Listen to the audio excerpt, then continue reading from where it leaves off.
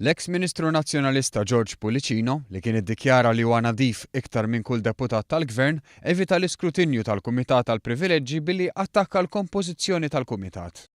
Skrutinju li wara kollox kien talab hu stess meta fl-20 ta' Ottubru tas-sena li għaddiet qajjem il-każ ta' ksur ta' privileġġ kontra l-Ministru tal-Enerġija u s-Saħħa Konrad Mizzi.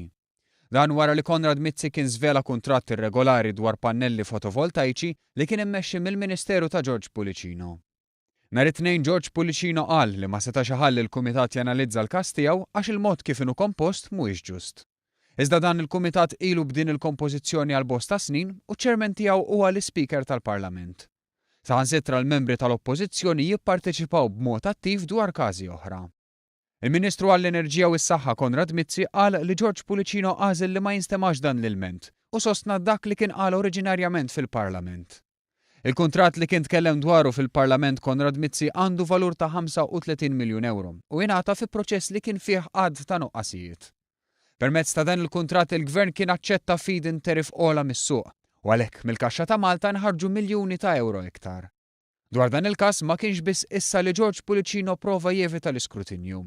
Meta kien żvelat il-każ kien prova jevita wkoll l-iskrutinju tal-ġurnalisti. Saħansitra kien qajjem ksur ta' privileġġ kontra One News li kien staqsel il-Pulicino dwar is-suġġett barra l-Parlament.